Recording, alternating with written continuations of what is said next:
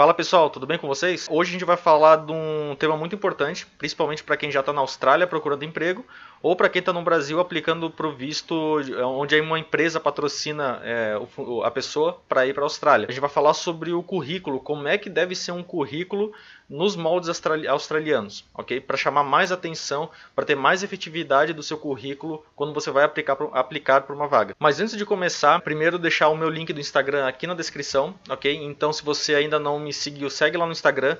Já postei algumas dicas, já principalmente da parte de planejamento financeiro para você ir para a Austrália. Então eu já postei alguns vídeos, já disponibilizei dois arquivos na verdade, duas planilhas que eu e a Amanda fizemos na verdade. Uma mais voltada para investimentos e a outra um pouco mais voltado para controle de gastos, né? Para você poder se programar um pouco melhor, juntar um pouco mais de dinheiro para fazer todo o seu processo de visto para a Austrália, enfim, para atingir aí o seu objetivo. Então me segue lá que eu estou sempre postando notícias aí da Austrália e postando conteúdo para vocês também por lá. Segundo depois do final desse vídeo, se você gostou, está gostando do nosso conteúdo e ainda não é inscrito, se inscreve aí no nosso canal, deixa o seu like, deixa o seu comentário, sua sugestão, sua crítica ali nos comentários pra gente. Ok? Que a gente sempre tá sempre olhando aí os comentários, vendo o que vocês têm para falar e respondendo sempre que possível. Rapidão, negócio que eu esqueci de falar, sem vídeo, sem nada, só áudio.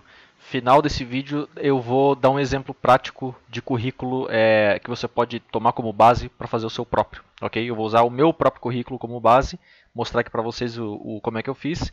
Espero que ajude aí, beleza? Continue aí com o vídeo então. Valeu! Bom, quando a gente fala de currículo na Austrália, ele é um pouco diferente do currículo que a gente está acostumado a ver ou a escrever aqui no Brasil.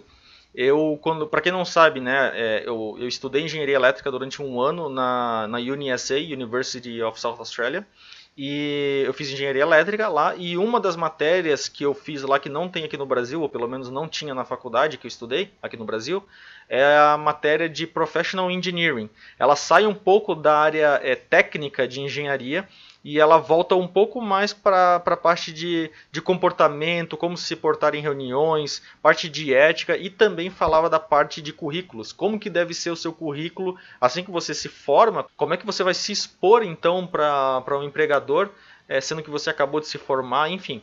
Eu tive essa aula lá na Austrália, foi bem bacana.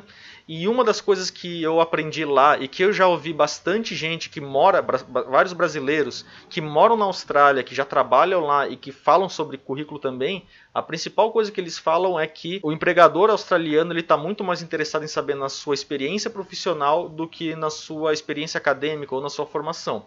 Não que isso não influencie, obviamente, para algumas vagas é obrigatório que você tenha aí uma formação acadêmica, mas o que você tem que focar é principalmente na sua experiência. Caso você nunca trabalhou na vida, foque em experiências, projetos que você fez durante a vida acadêmica, por exemplo.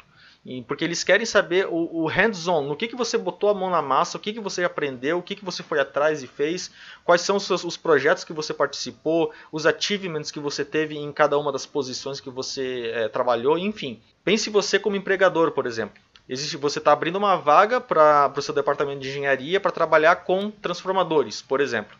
Você quer um engenheiro com experiência nessa área. Daí você tem dois currículos, um currículo é de um cara que tem engenharia elétrica e tem 10 anos de experiência já trabalhando com transformadores, e no outro você tem o cara que tem engenharia elétrica, ele fez uma pós em, sei lá, que seja em transformadores, ele fez um MBA em alguma outra coisa, mas ele tem aí só 6 meses. Ele só estudou e nunca trabalhou. E só nos últimos 6 meses que ele começou a trabalhar com transformadores. Quem que você iria se escolher? Você iria preferir o cara que estudou mais ou o cara que já tem 10 anos de bagagem, de experiência? É isso que eu quero dizer, entendeu? Eles dão mais valor à experiência, mas é óbvio que a experiência junto com uma bagagem acadêmica ela tem um impacto muito maior. Então é isso que a gente vai comentar um pouco hoje. Vou mostrar aqui para vocês. Esse site aqui é um site que a Amanda achou do próprio governo de South Australia, ok? Então é um link confiável.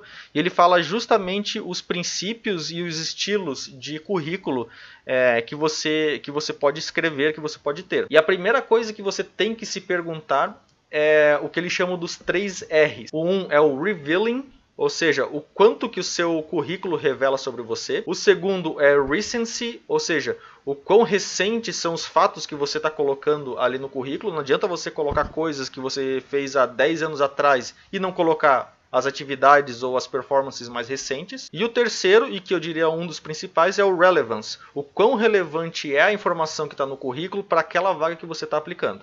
Então esses são os 3 R's que o próprio aqui, ó, deixa eu mostrar aqui para vocês no site, o próprio pessoal, o próprio governo de South Australia, no site do Immigration South Australia, diz que você deve perguntar para você mesmo, fazer essas 3 perguntas para você mesmo sobre Revealing, Recency and Relevance. Aqui ele só dá alguns, basicamente de forma resumida o que a gente vai falar, então não vou passar por isso daqui agora.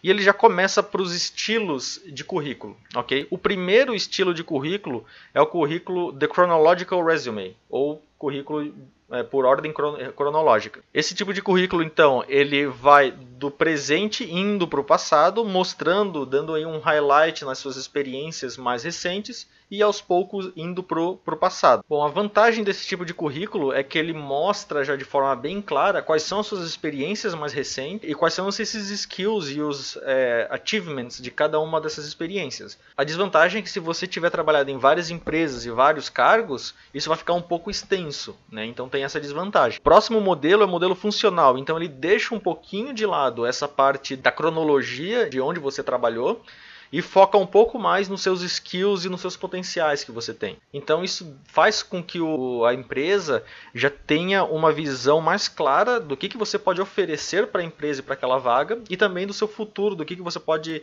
como que você pode se desenvolver naquela vaga, né, e com aqueles seus skills para a empresa no futuro. A diferença ou a desvantagem é que você tem que ter aí uma bagagem de skills um pouco maior, porque é justamente essa bagagem que você vai colocar ali. Então você tem que ter, não adianta você ter apenas um skill ou uma experiência em 1 ou 2 pontos, senão seu currículo vai ficar minúsculo, não vai chamar atenção. Então requer um pouco mais de experiência, diversidade de experiência, e também requer um pouco mais de trabalho aí na hora que você for digitar o seu currículo.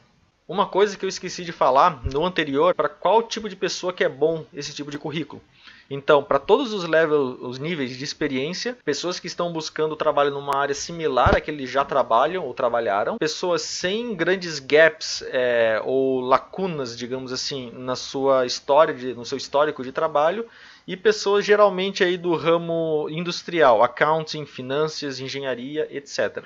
E o funcional, que é o último agora que eu falei, então também para todos os níveis de experiência, geralmente é utilizado para quem quer mudar de carreira, não de carreira, mas mudar o campo dentro da sua carreira. Por exemplo, hoje eu trabalho com um determinado produto voltado para energia, eu quero ir ainda dentro da engenharia elétrica, mas eu quero ir para algo mais voltado para automação, por exemplo. Então você quer sair da parte de produto, de fabricação de produto de média tensão e mais para a parte de automação. Ainda é dentro da engenharia elétrica, mas é mudando um pouco de ramo. Geralmente com poucos gaps também e aplicado então para, geralmente, né, design, arquitetura e programação. Programação é justamente, né, quem vai trabalhar com essa parte de automação mexe bastante com a parte de programação também. E obviamente nós temos que é o mais preferido, que é o The Combination Resume, que é uma junção dos dois. Ele tanto mostra a parte cronológica, como automaticamente já vai mostrando os seus skills dentro de cada uma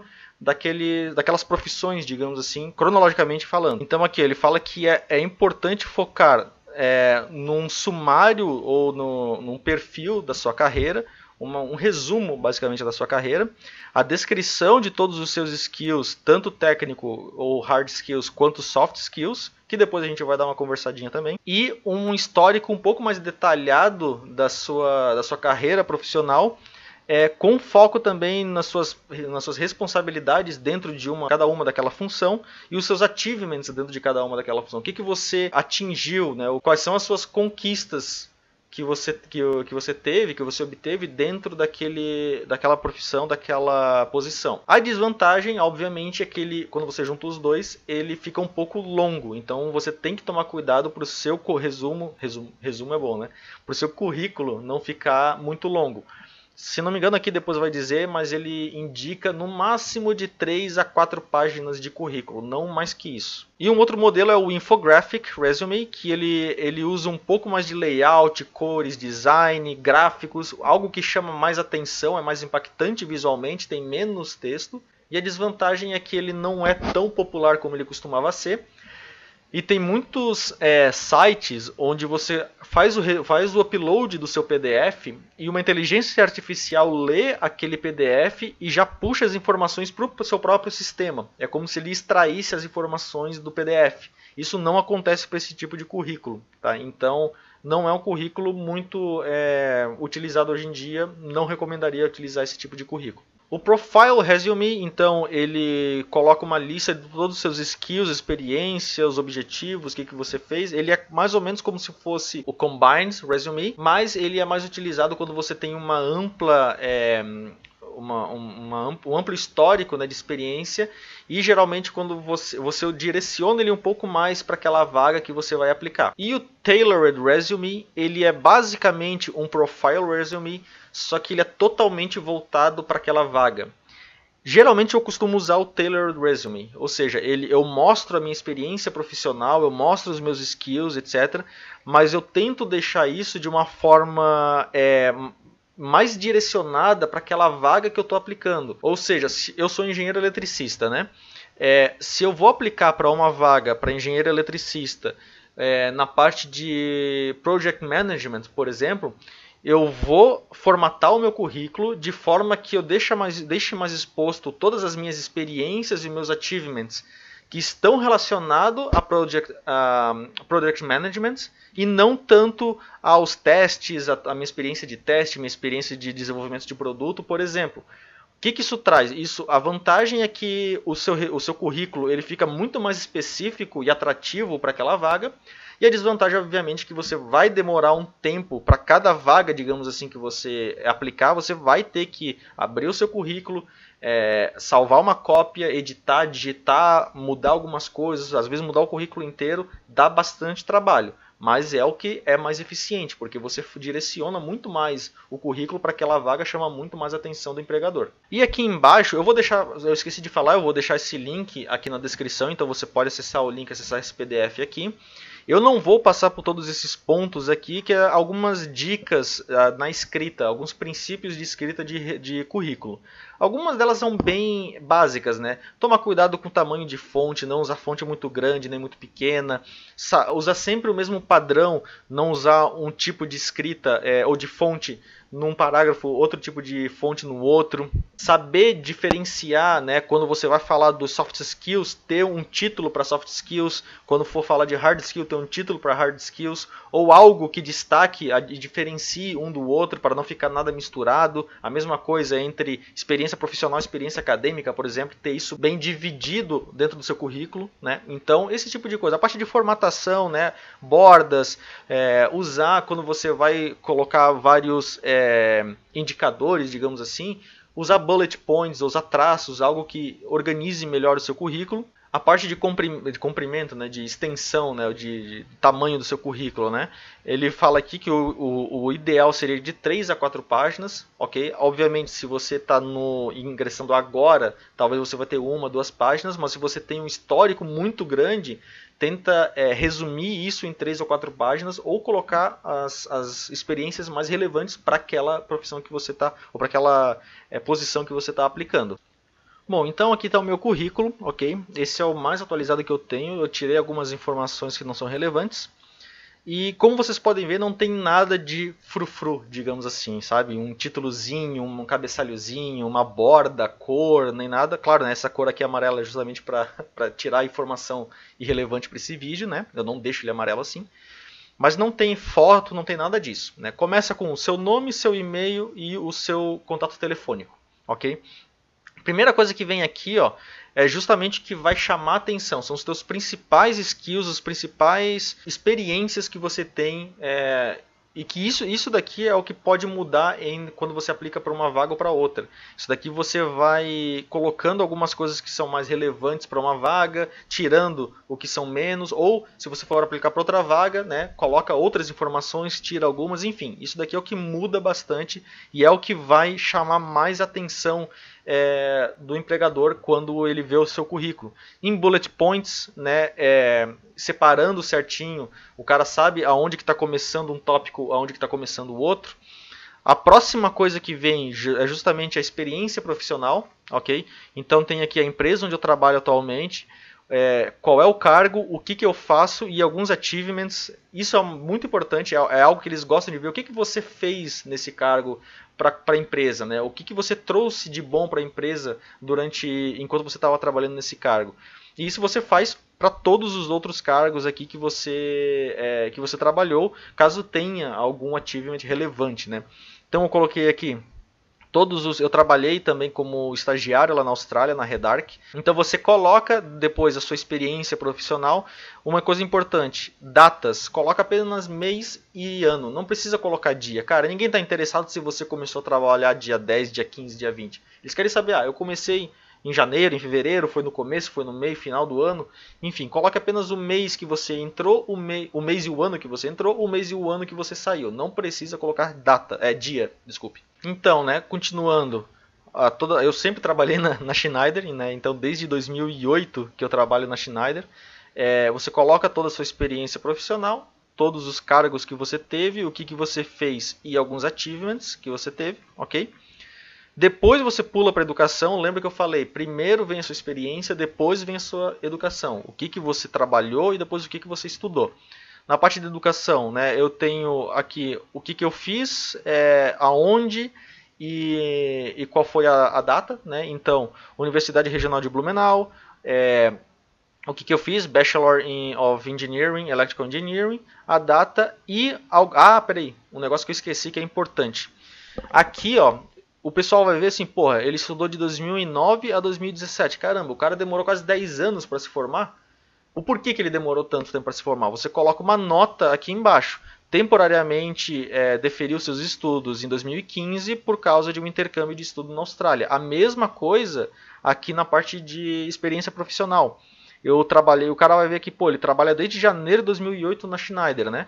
Por que em 2014 ele saiu e só voltou a trabalhar em 2017? O que ele ficou fazendo esse tempo inteiro? Ficou em casa coçando? Não, né, porra? Você coloca aqui embaixo, então, uma nota, que nem eu coloquei, por exemplo, saiu da posição atual para iniciar um intercâmbio de estudos na Austrália, na Universidade Australiana UniSA. É bom colocar, caso você tenha ficado um tempo sem trabalhar, o motivo que você ficou sem trabalhar, para a pessoa não achar que você simplesmente ficou voando esse tempo ali, né?